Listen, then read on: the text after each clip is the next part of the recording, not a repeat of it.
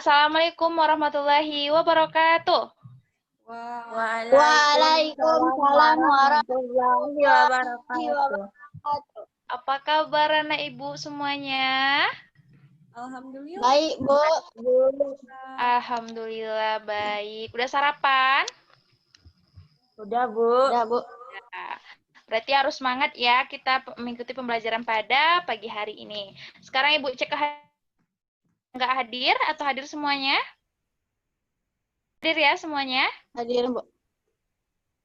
Baik, bagus. Ya, Bu. Bagus anak ibu semuanya udah hadir. Kita hari ini harus berjalan dengan lancar.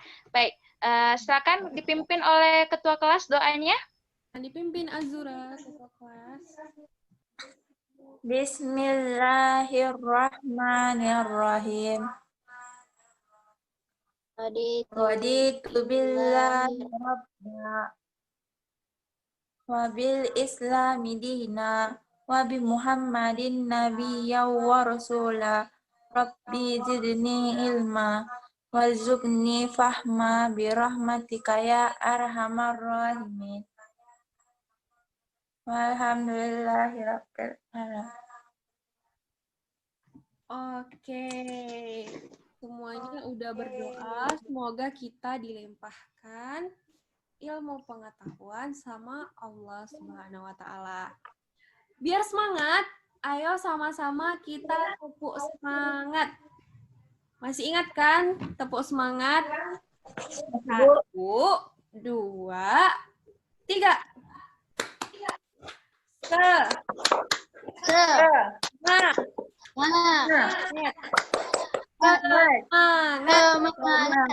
Masya Allah, alhamdulillah. Ya, Bu. Coba lagi dong, sekali lagi. Ibu ngeliat tepuk semangatnya sekali lagi. Oke. Tapi lebih semangat dari yang tadi. Oke, Bu. Ayo sama-sama ikut ya, Bu. 1, 2, 3.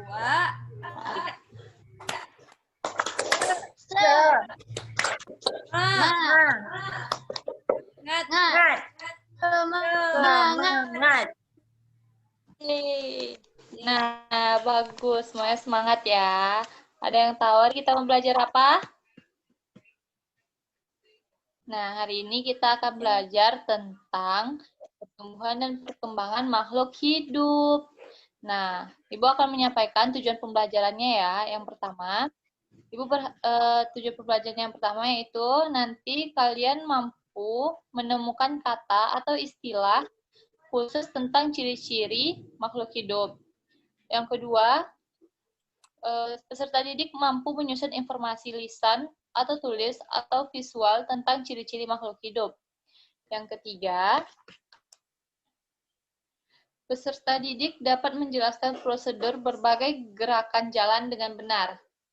Yang keempat, peserta didik dapat mempraktekkan prosedur berbagai gerakan jalan dengan benar. Didik dapat menyebutkan makna Pancasila. Yang keenam, peserta didik dapat menceritakan contoh perilaku yang sesuai dengan salah satu sila Pancasila. Dan yang terakhir, peserta didik dapat menceritakan pengalaman bersyukur kepada Tuhan Yang Maha Esa. Nah, itu dia tujuan pembelajaran kita hari ini. Semoga tujuan hari ini dapat tercapai ya. Amin. Amin. Nah, materi pembahasan yang pertama yaitu tentang pertumbuhan dan perkembangan manusia. Nah, Ibu mau nanya nih, tinggi dan berat badan berubah-ubah, ada yang tahu?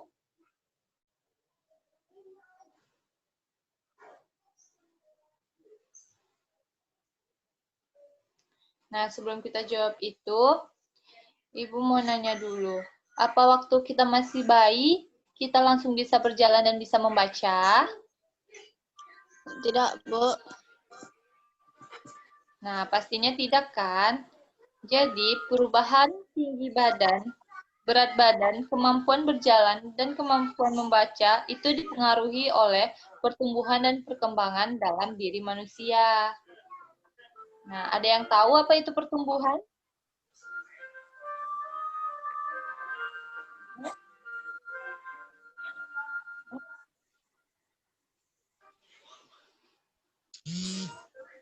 Ada yang tahu apa itu pertumbuhan?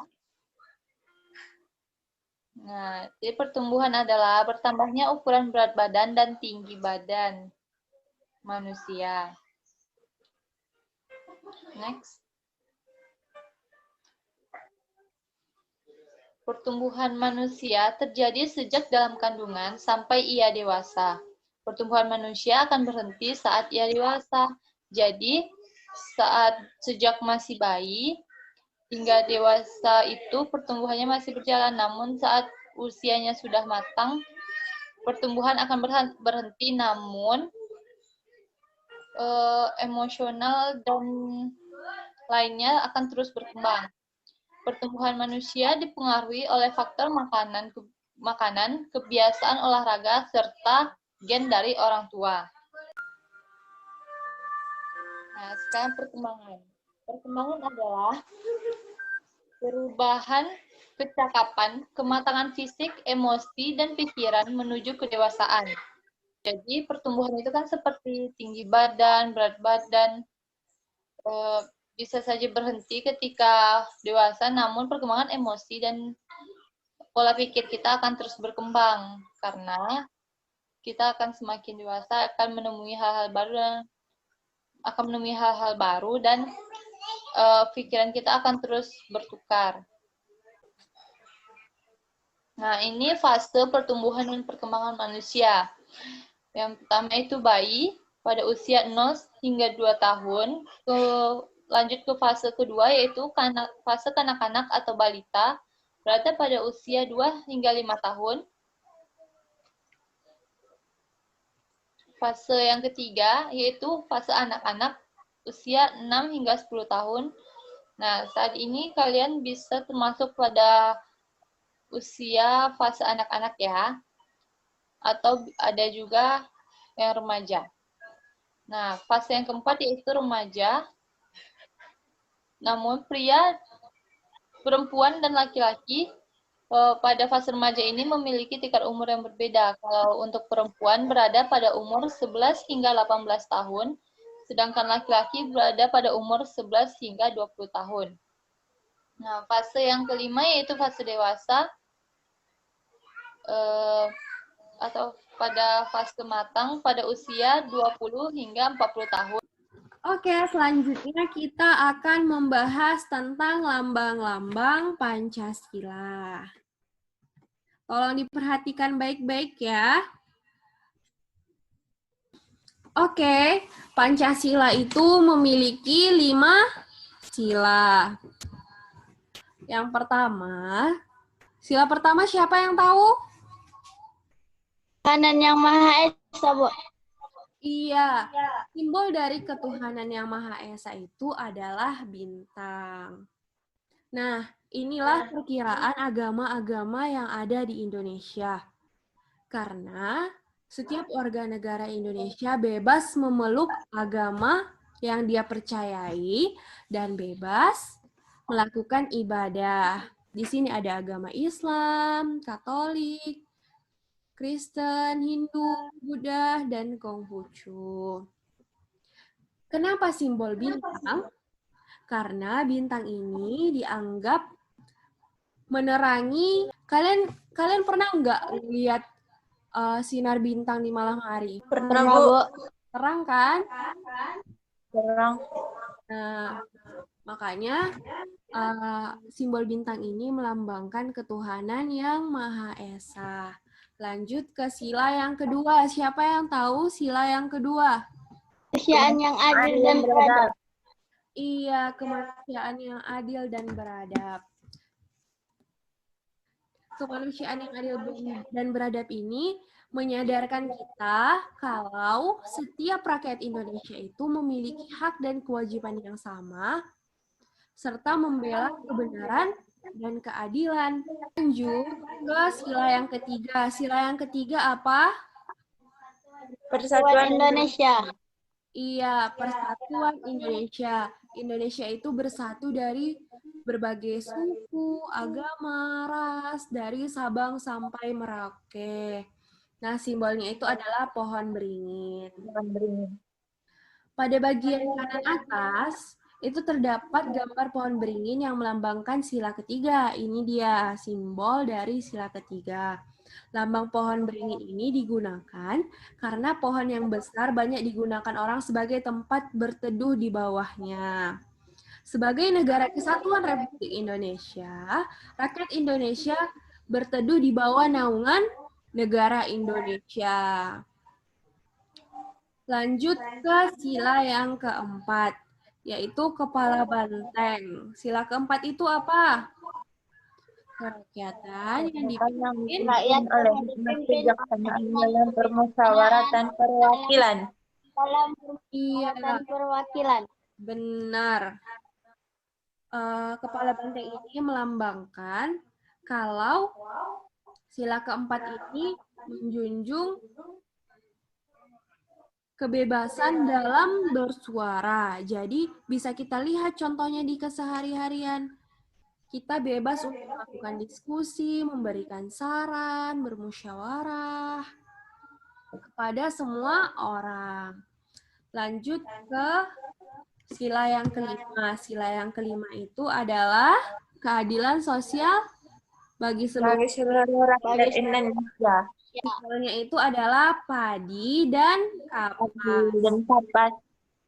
Padi dan kapas ini mewakili sila kelima karena melambangkan kebutuhan dasar dari setiap manusia, yaitu sandang dan pangan. Sandang dan pangan itu adalah kebutuhan manusia, baik makanan, pakaian, tempat tinggal. Dan itu hak setiap rakyat Indonesia. Jadi sekarang Ibu mau tanya sama anak-anak Ibu. Kita melihat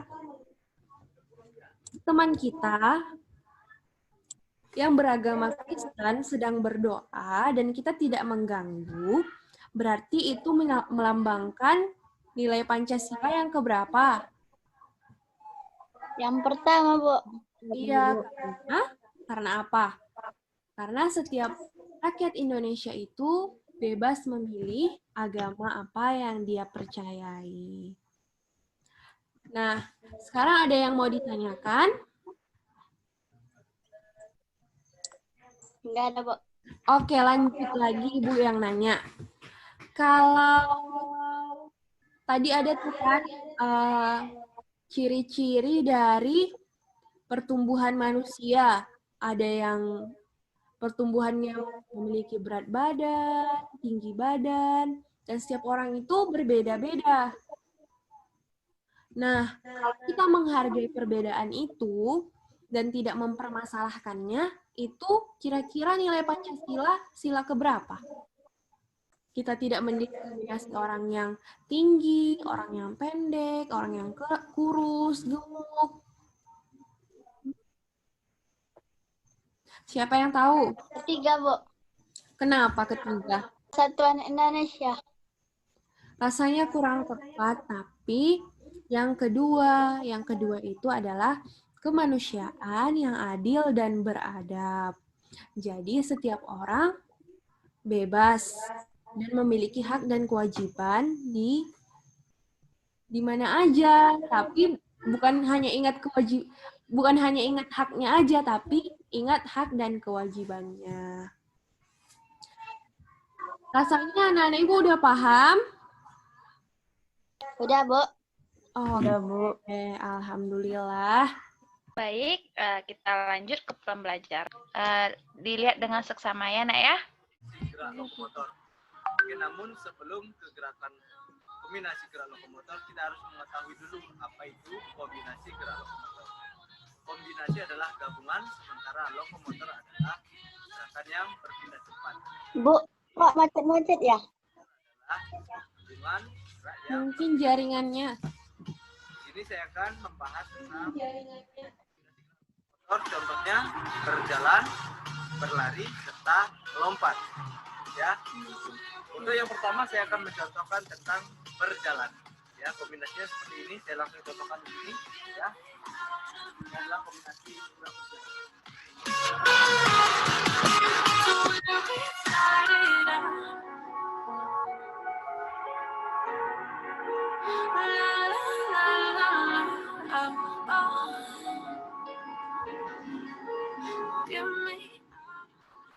adalah kombinasi gerak berjalan.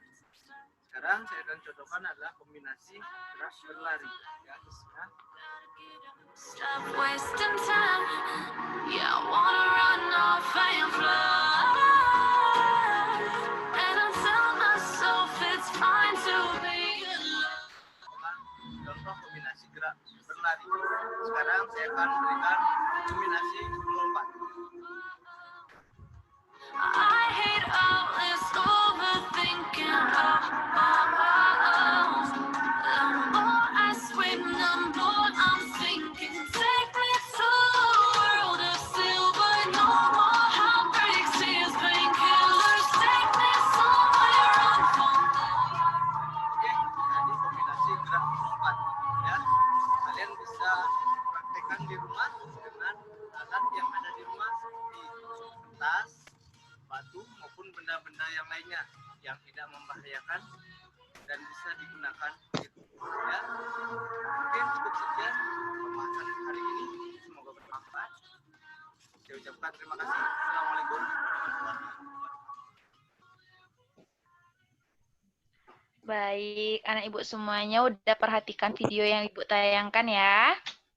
Tentang gerak kombinasi dan lokomotor. Nah, dari tayangan tersebut, anak-anak ibu semua apa nih yang kalian petik inti dari video yang ditayangkan sama Ibu Gustina tadi? Oleh siapa? Nanti dapat nilai tambahan. Tadi saya ada macet-macet, Bu. Macet-macet. Awal Azura Zahira?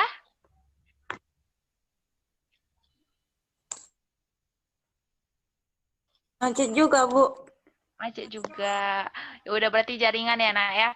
Oke, nggak apa-apa. Nah, jadi inti dari video tersebut itu adalah kombinasi gerak kombinasi lokomotor. Yang mana gerak kombinasi itu artinya gabungan. Nah, lokomotor itu adalah berpindah tempat. Nah, jadi gerak kombinasi lokomotor berarti gabungan gerakan yang berpindah tempat. Nah, gerakan lokomotor, kombinasi lokomotor ini ada 3 yang dasarnya. Yang pertama itu adalah berlari. Seperti yang pertama kan berjalan ya, berjalan. Habis itu berlari, lalu gerak meloncat. Nah, kita kan pada tujuan pembelajaran kita pada pagi hari ini itu adalah prosedur dalam berjalan. Gerakan kombinasi dan lokomotor.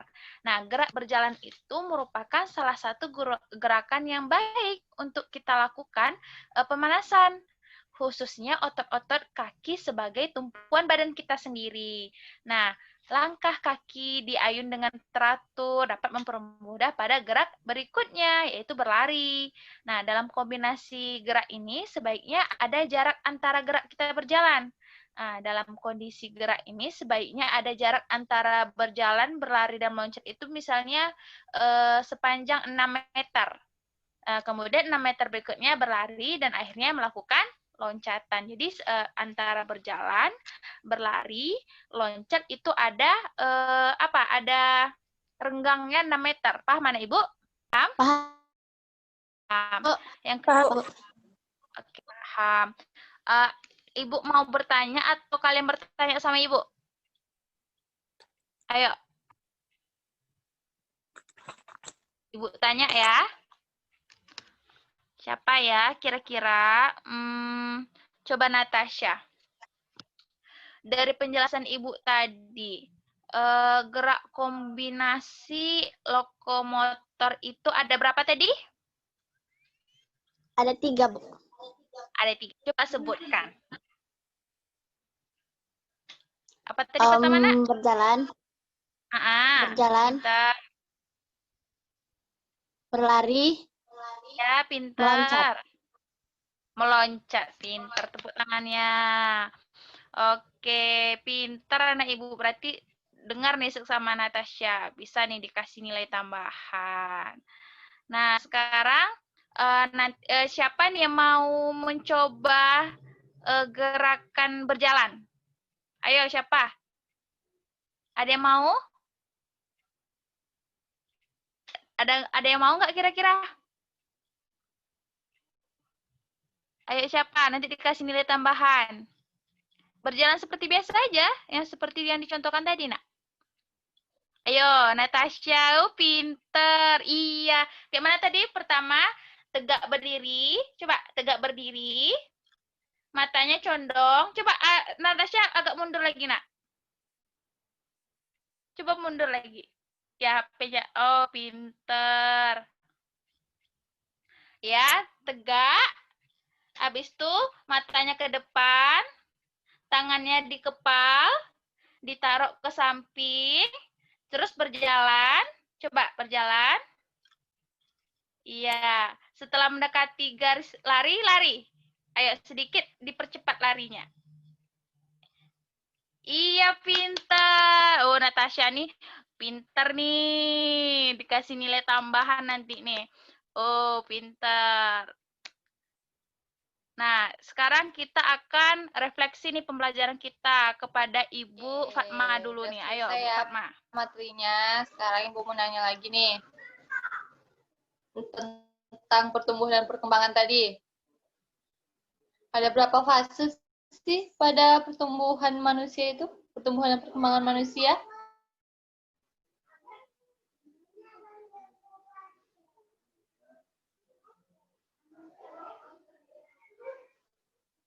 Ada yang ingat? Fase-fase pada pertumbuhan dan perkembangan manusia dimulai dari sejak masa?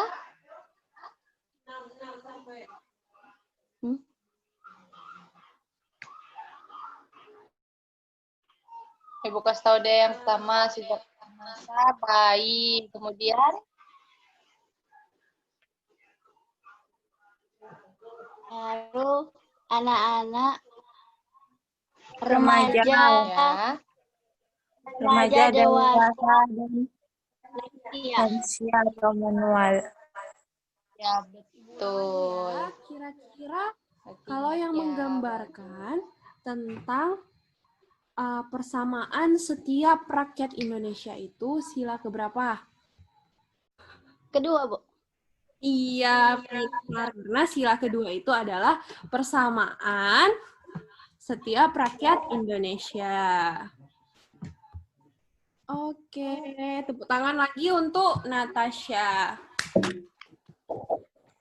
Yang udah nyimak video yang ditayangkan sama Ibu Gustina harusnya tahu nih, apa sih gerak kombinasi lokomotor itu? Ayo, siapa? Kombinasi itu apa? Lokomotor itu apa? Ayo. Ada yang kira-kira tahu? Natasha? Ayo. Kombinasi itu adalah gabungan. Lalu, lokomotor itu adalah perpindahan tempat. Jadi, gerak kombinasi lokomotor adalah gerakan yang berpindah tempat. Nah, pertanyaannya sekarang ini deh. Apa saja yang termasuk kombinasi gerak dasar lokomotor? Ayo, tadi ada kita Ibu tanya jawab juga nih. Ayo, siapa yang bisa?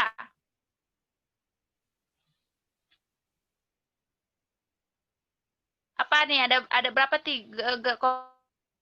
lokomotor tadi? 3, Bu. Oke, 3, Bu. coba bilang lagi. Coba sebutkan. Berjalan, berlari, dan meloncat. Oke, pintar. Oke. Pembelajaran untuk Fatma akan menyimpulkannya. Baik. Ibu akan menyimpulkan pembelajaran kita pada hari ini. Jadi kesimpulannya, ada yang mau bantu Ibu dulu sebelum Ibu menyimpulkan? Udah, Ibu, kita simpulkan sama-sama ya. Jadi, pertumbuhan dan perkembangan setiap manusia itu bermakanan, kebiasaan olahraga, dan faktor genetik atau keturunan dari orang tua.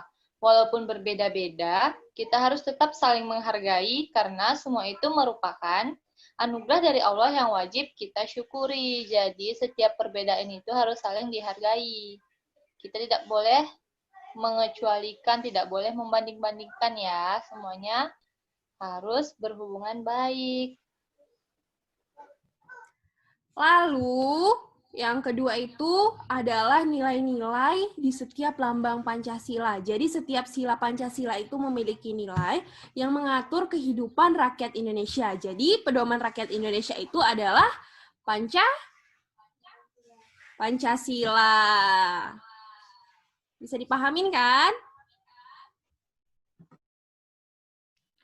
Nah, jadi Ibu simpulkan, kombinasi adalah gabungan. Nah, sedangkan lokomotor itu gerakan yang berpindah tempat. Nah, jadi kalau digabungin, gerakan kombinasi lokomotor itu gerakan gabungan yang berpindah tempat.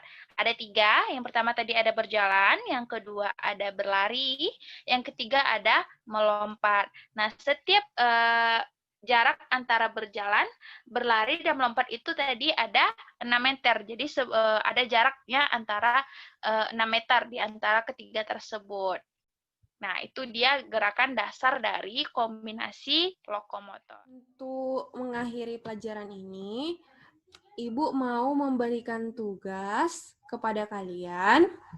Kalian harus menulis cerita kalian tentang penerapan nilai Pancasila di kehidupan sehari-hari. Tapi menceritakannya itu kalian harus pakai kosakata yang baik sesuai dengan Kamus Besar Bahasa Indonesia. Nanti kita kumpulkan di grup Google Classroom kita. Bisa dipahami kan?